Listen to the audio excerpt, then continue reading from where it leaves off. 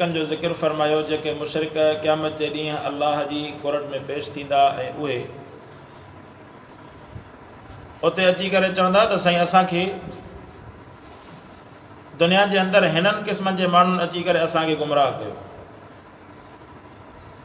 अल्लाह तबारक व तआला फ़रमायो त तव्हांखे असां अहिड़ो त चिटो ऐं वाज़े ऐं रोशन दलील ॾिनोसीं क़ुरान मुक़दस जी सूरत में, उन जे बावजूदु तव्हां ईमान न आंदो। सो फ़रमाई त अल्लाह तबारक व तआला फ़रमायो त जिन खे अल्लाह खां सवाइ सॾनि था इहे ॿिए खे त छा पैदा कंदा, बल्कि इहे पंहिंजो पाण खे पैदा करण जी ताक़त नथा रखनि। फ़रमाई त अफ़मन यख़्लुक़ु कमन ला यख़्लुक़ु अफ़ला तज़क्करून। हिकिड़ो उहो आहे जंहिं काइनात खे पैदा फ़रमायो ऐं ॿियो उहो आहे जेको पाण खे बि पैदा नथो करे सघे। फ़रमाई त ॿिन्ही में बराबरी आहे, कंहिं बि क़िस्म जी बराबरी न आहे। हिकिड़ो मालिक आहे, ॿियो नौकर आहे। हिकिड़ो आका आहे, ॿियो उन जे साम्हूं ग़ुलाम आहे। ऐं हिकिड़ो ईअं सम्झो त कंहिं शइ जो ठाहींदड़ आहे। जीअं कारखानो कंहिं शइ खे ठाहे त उहा शइ कारखाने खे ठाहे सघे थी।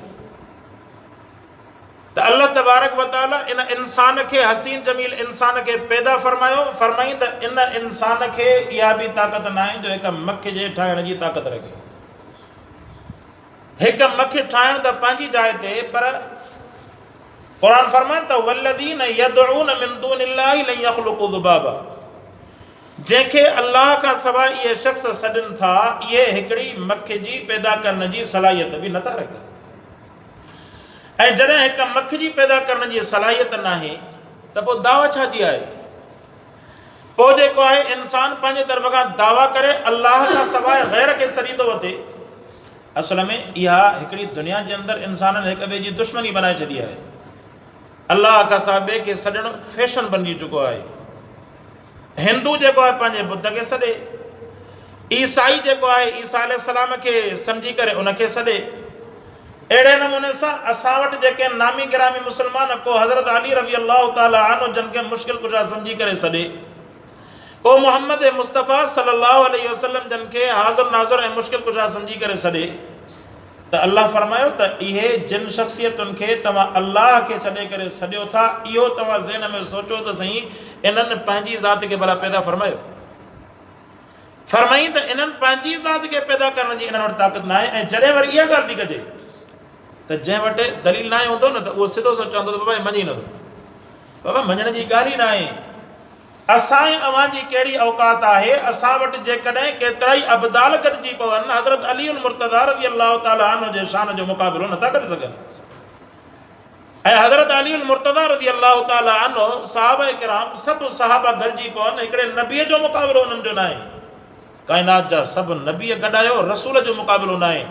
रसूल गॾायो, मोहम्मद मुस्तफ़ा सल्लल्लाहु अलैहि वसल्लम सभिनि रसूलनि जो अल्लाह इमाम बनाए करे मोकिलियो। हाणे इहा हिकिड़ी अकुल वारी ॻाल्हि आहे। इन में को न मञण जो को सवाल रहिजी कोन थो, तिर बराबरि बि को फ़र्क़ु नथो रहिजे।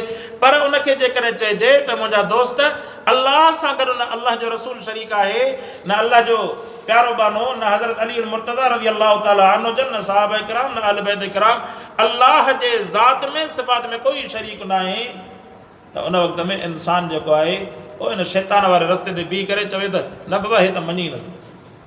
अल्लाह फ़रमायो त तव्हां अकुली तौर ते सोचो त सही। अफ़मन यख़्लुक़ु कमन ला यख़्लुक़ु। फ़रमाई त हिकिड़ो उहो आहे जंहिं हेॾी वॾी काइनात पैदा फ़रमाई, राति खे बि उन पैदा फ़रमायो, ॾींहं खे उन पैदा फ़रमायो। फ़रमाई त समरात खे, मेवात खे, पोखुनि खे, सभिनि खे। इहे मां वरी वरी अर्ज़ु करे चुको आहियां, वरी अर्ज़ु करणु तकरार सम्झ में थो अचे। सो फ़रमाई त इन्हनि सभिनीनि शयुनि खे पैदा फ़रमाई। इन जो मुक़ाबिलो उन सां कीअं था कयो जंहिं पंहिंजो पाण खे पैदा करण जी बि उन वटि सलाहियत न आहे। अल्लाह फ़रमायो, फ़रमाई त तव्हां ॾिसंदव त जेके ईमान नथा आणनि, इहे पंहिंजे दिलनि जे अंदरि इनकार कनि था ऐं तकबुर कनि था। ज़ाहिर आहे जेको माण्हू अल्लाह जी ॻाल्हि खे नथो मञे त इहा वॾाई थी, माना अल्लाह जे हुकुम खां पंहिंजो पाण खे मुतबर थो सम्झे। बाबा जेकॾहिं तूं पंहिंजो पाण खे अल्लाह जे हुकुम खां घटि थो सम्झे त पोइ रब जो हुकुम साम्हूं अची वियो, तूं पंहिंजे कंध खे झुकाए, ॻाल्हि ख़तमु। उन में ची चुरा करण जी कहिड़ी ज़रूरत आहे? अल्लाह तबारक व तआला फ़रमायो, फ़रमाई त क़ुलूबुहुम मुनकिरतुन व हुम मुस्तकबिरून। इन्हनि जूं दिलियूं इनकारी आहिनि ऐं इहे पंहिंजे दिलनि जे अंदरि वॾाई कनि था। वॾाई इहा इब्लीसी बीमारी आहे। वॾाई करणु जेका आहे न, इब्लीसी बीमारी आहे। अल्लाह तबारक व तआला सभिनि जी हिफ़ाज़त फरमाए। ऐं वॾाई जेका आहे सभ खां पहिरें नंबर ते जेको गुनाह थियो न काइनात जे अंदरि, उहो वॾाई थियो। इब्लीस जेको आहे सभ खां पहिरियों इनकार कयो त मां वॾो मोतबर, हीउ मूंखां घटि।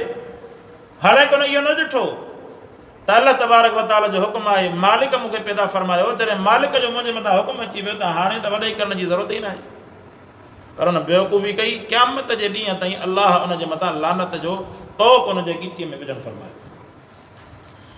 सो क़ुरान फरमाई जेका शइ ज़ाहिर कनि था, जेका शइ लिकाइनि था, अलाह खे ख़बर आहे।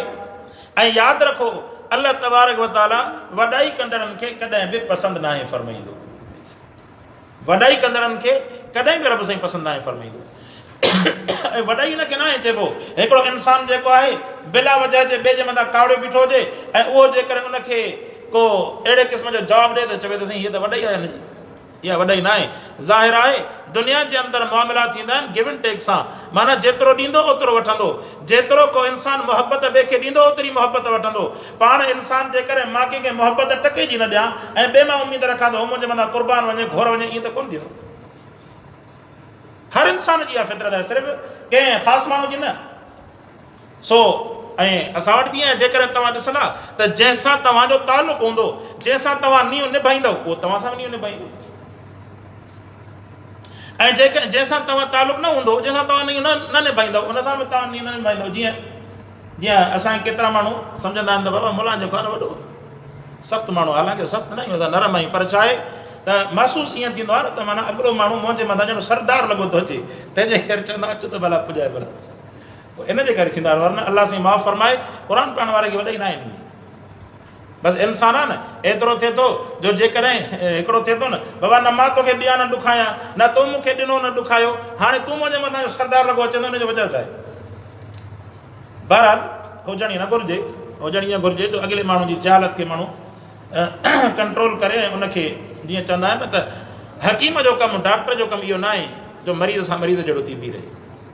कानून इहो न आहे। जेका ॻाल्हि सिधी आहे सिधी मां मञा थो। सो असां वटि आलम जो इल्म जो कमु बि इहो न आहे त माना जाइल सां जाइल थिए। पर असां में थोरी बरोज़गी रगे हले, सबीर पियल हले। अलाह साईं माफ़ फरमाए, तव्हां दुआ घुरंदा कयो। अलाह साईं जेको आहे असांखे बि हिदायत अता फरमाए। छा चइजे दुआ बि।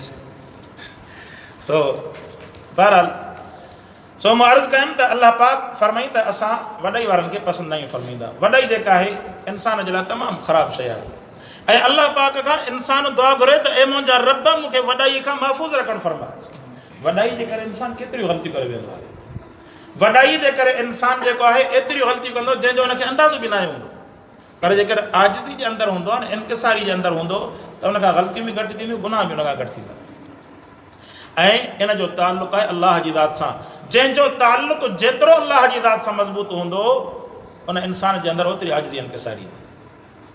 जंहिंजो ताल्लुक़ु अलाह जी ज़ात सां जेतिरो घटि हूंदो न, पोइ उनजे अंदरि उहा वॾाई। बहरहाल क़ुरान फरमाई त इन्नहु ला युहिब्बुल मुस्तकबिरीन व इज़ा क़ील लहुम माज़ा अंज़ल रब्बुकुम। ऐं जॾहिं उन्हनि खे चयो थो वञे काफ़िरनि खे, बाबा हीउ क़ुरान नाज़िल थियो, हिन तव्हांखे फ़िरौन जा, हामान जा, हज़रत आदम अलैहिस्सलाम जा, अॻु में जेके बि अंबिया किराम गुज़रिया उन्हनि जा वाक़िया, काफ़िरनि जा वाक़िया, इहे रब साईं सभु क़ुरान में बयानु फरमाया। ऐं उनखां अलावा अल्लाह तबारक व तआला हुक्म बि बयानु फरमाया। सो जॾहिं उन्हनि खां सवाल कयो वेंदो हुयो त अलाह जे क़ुरान जे बारे में तव्हां छा था चओ, त मके जा काफ़िर चवंदा हुआ इन हादा इल्ला असातीरुल अव्वलीन। फरमाई त क़ुरान फरमाए त चवंदा हुआ त इहे त पहिरियों जो आखाणियूं कहाणियूं आहिनि। हालांकि जेकॾहिं आखाणियूं कहाणियूं आहिनि त भला तव्हां मुक़ाबिलो करे ॾेखारियो, तव्हां क़ुरान जहिड़ो को किताबु आणे ॾेखारियो, तव्हां क़ुरान जहिड़ी का हिकिड़ी सूरत ठाहे ॾेखारियो, उन वक़्त में सभु जो सभु काफ़िर लाजवाब थी था वञनि। क़ुरान फरमाई त इहो इन्हनि जो वॾे में वॾो ज़ुल्म आहे जो इहे सम्झनि था त इहे सिर्फ़ु पहिरियों जूं आखाणियूं आहिनि। हीअ पहिरियों जूं आखाणियूं सिर्फ़ु इबरत जे लाइ अलाह पाक बयानु फरमायूं कहाणियूं। ऐं अॻिते अलाह तबारक व तआला हुक्म बि बयानु फरमाया, जीअं नमाज़ जे क़ाइमु करण जा हुकुम, हज जे अदा करण जा हुकुम, तौहीद ते अमल करण जा हुकुम, शिरक खे छॾण जा हुकुम, आख़िरत ते ईमान रखण जा हुकुम, पंहिंजे अबे अम्मा जी फर्माबरदारी करण जा हुकुम, पंहिंजे नियाणियुनि खे हक़ ॾियण जा हुकुम। तव्हां ॾिसो त अलाह पाक क़ुरान जे अंदरि हर क़िस्म जा हुकुम अलाह साईं बयानु फरमाया। तव्हांखे अदल ऐं इंसाफ़ जा कानून बि क़ुरान में मिलंदा। तव्हांखे दुनिया जे अंदरि मुआशरत उथण वेहण जा कानून बि अलाह जे क़ुरान में मिलंदा। पोइ इहे किथे त हीअ सिर्फ़ु इहा ॻाल्हि चवंदा साईं हीअ त पहिरियों इन जूं आखाणियूं आहिनि, पहिरियों जूं कहाणियूं आहिनि। कुरान फरमायो व इदा क़ील लहुम मादा अनज़ल रब्बुकुम क़ालू असातीरुल अव्वलीन। जॾहिं उन्हनि खे चयो वेंदो त अल्लाह तव्हांजे लाइ छा नाज़िल कयो त उन्हनि चयो त क़ालू असातीरुल अव्वलीन, चयो त हीअ त असांजो पहिरियों जूं कहाणियूं आहिनि। फरमाईं त लियहमिलू औज़ारहुम, कुरान फरमाए त इहो उन्हनि जो हिकिड़ो ॾटो आहे, सिधो जवाबु न आहे। जीअं मां अर्ज़ु कयुमि तव्हांखे त क़ुरान जे मुक़ाबले में जेकॾहिं तव्हां कंहिंखे बि का ॻाल्हि चवंदव न त या त अक़ली दलील सां ॻाल्हि खे मटाईंदो। जीअं तव्हां जेकॾहिं चवंदव बाबा अल्लाह जो क़ुरान झलियो त अल्लाह खां सवाइ ॿिए खे इन अल्लाह जी ज़ात ऐं सिफ़ात में शरीक न कयो, त अक़ली दलील ॾींदा। चवंदा त जेकॾहिं तव्हां खां पैसा खुटी पवनि या तव्हांखे को बार खणणो हुजे, तव्हां भरिसां वारे भाउ खे चवंदा त मूंखे बार खणाए, हो तव्हां ते ज़ोर ॼारे गाह जी भरी या खणी कणिक जी बोरी तव्हांजे कुल्हे ते रखाईंदो, हुन तव्हांजी मदद कई। हिकिड़े मुस्लमान तव्हांजी मदद कई, हे मदद करे सघे थो, बाक़ी अल्लाह जो वली आहे उहो मदद नथो करे सघे। जाहिल माण्हू चवंदा वाह वाह वाह वाह जो दलील। त इन जहालत जे करे आम इंसान जेको फाथो पियो इल्म सां तालुक़ न हुजण जे करे। हालांकि जेकॾहिं हिन कच में लहंदो न इंसान पोइ घणी ॻाल्हियूं थी वेंदियूं। मूं अर्ज़ु कयुमि त इबादत उहा आहे जेका मदद अल्लाह खां सवाइ ॿिए जे लाइ मुमकिन न हुजे। जीअं औलाद ॾियणु अल्लाह जे वस में आहे, ॿिए कंहिंजे वस में आहे कोन। ॿिए कंहिंजे वस में आहे त औलाद ॾेई ॾेखारी। जीअं क़ुरान फरमाए त वल्लज़ीना यदऊना मिन दूनिल्लाहि लन यख़्लुक़ू ज़ुबाबा, कंहिंखे आहे ज़रूरत भला हिकिड़ी मखे ठाहे ॾेखारियो। मींहुं वसाइणु अल्लाह जी कुदरत में आहे, पोख पोखणु रब जी कुदरत में आहे। अहिड़े नमूने सां राति जो आणु ॾींहं जो आणु, जीअं अल्लाह जे क़ुरान हज़रत इब्राहिम अलैहिस्सलाम ऐं निमरूद जो जेको मुनाज़रो बयानु फरमायो न, क़ुरान फरमाए अलम तर इलल्लज़ी हाज इब्राहिम फी रब्बी अन आताहु अल्लाहुल मुल्क इज़ क़ाल इब्राहिम रब्बी अल्लज़ी युहयी व युमीत। इब्राहिम अलैहिस्सलाम चयो मुंहिंजो अल्लाह उहो आहे जेको मुर्दा खे ज़िंदा करे थो, ज़िंदा खे मुर्दा करे थो। हुन चयो इहा कहिड़ी वॾी ॻाल्हि आहे। हिकिड़े माण्हू ते फांसी जो ऑर्डर हुयो, उनखे हुकुम कई बाबा हिनखे छॾे ॾियो। जी ॾिसो मरण वारो आज़ादु थियो न, ॿियो माण्हू जेको नाक हुनखे मारे छॾी कि ॾिस हीउ जेको आहे ज़िंदा हुयो मरी वियो। त इब्राहिम अलैहिस्सलाम सम्झी वियो त हे जेको आहे हे बि को गुलाबी सुनी आहे। सो उन इब्राहिम अलैहिस्सलाम वरी उनखे चयो, फरमाई त मुंहिंजो अल्लाह उहो आहे قال إذ قال إبراهيم ربي الذي يحيي ويميت قال أنا أحيي وأميت قال إبراهيم فإن الله يأتي بالشمس من المشرق فأتي بها من المغرب فبهت الذي كفر। फरमाई त चङो भला हाणे इन ॻाल्हि जे अंदरि तूं वकड़ हणी वएं, हाणे मां ॿियो वकड़ थो हणां। फरमाई कहिड़ो? फरमाई त فإن الله يأتي بالشمس من المشرق, मुंहिंजो अल्लाह उहो आहे जेको रोज़ानो सिज खे ओभर खां उभारे थो। जेकॾहिं तुंहिंजे अंदरि इहा माबूदियत वारी या उबूदियत वारी ताक़त आहे, इलाहियत वारी ताक़त आहे, त अॼु भला सिज खे ओलह खां उभारे ॾेखार।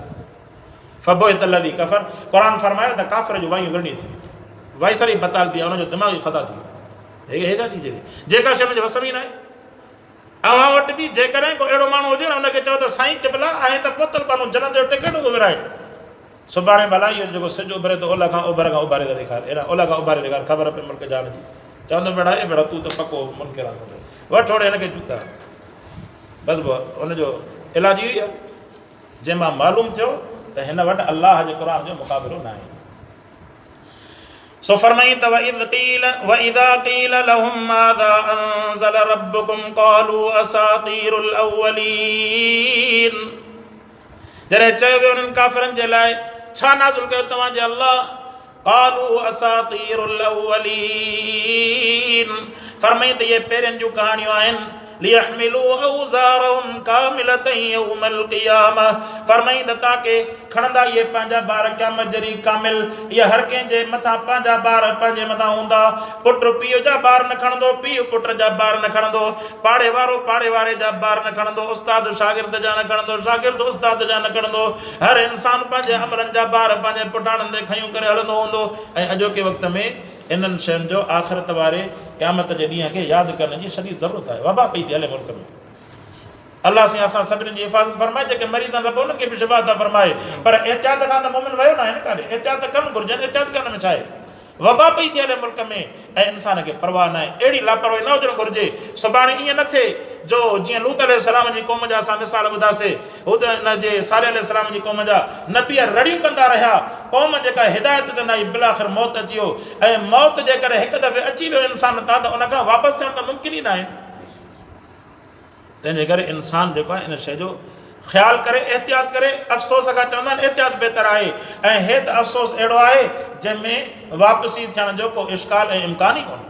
मां त अर्ज़ु कयां थो जेकॾहिं कंहिंखे पंहिंजो पाण खे बचाइणो आहे इन वायरस खां त 24 कलाक कोशिशि करे पंहिंजो पाण खे वुज़ू में रखण जी कोशिशि करे अलाह इन बीमारी खां हिफ़ाज़त फरमाए वुज़ू में रहण जी माण्हू कोशिशि करे नमाज़ त पढ़े ई पढ़े ईअं न त फ़र्ज़ अदा ई न करे रुगो इहो वज़ीफ़ो करे फ़र्ज़ अदा करे ई करे पर जेको आहे कोशिशि करे त पंहिंजो पाण खे वुज़ू में रखण जी कोशिशि करे इंशाअल्लाह अल्लाह में उमीद आहे अल्लाह पाक हिन खे इहा बीमारी खां महफ़ूज़ रखणु फरमाए इहो यकीनी वज़ीफ़ा रसूल सल्लल्लाहु अलैहि वसल्लम जो वज़ीफ़ो आहे साईं मुसीबतुनि खां टारण जे बारे में ऐं मुश्किलात खे हल करण जे बारे में हज़रत बिलाल रज़ी अल्लाह ताला अन्हु जिन खां साईं जन जॾहिं पुछियो न बिलाल तुंहिंजो भला कहिड़ो अमल आहे जो तूं मके जे घेटियुनि में घुमे पियो मां तुंहिंजे जुतियुनि जो खड़काट आसमान ते अर्श ते ॿुधां पियो हज़रत बिलाल साईं फरमाईं साईं जॾहिं बि मुंहिंजो वुज़ू भॼी पवंदो आहे वरी मां नओं वुज़ू करे छॾींदो आहियां पंहिंजो पाण खे तहारत में रखंदो आहियां शायदि इहो मुंहिंजो अमल मुंहिंजे रब खे क़बूल पइजी वियो इहो वॾो अमल आहे त माण्हू पंहिंजो पाण खे वुज़ू में रखंदो न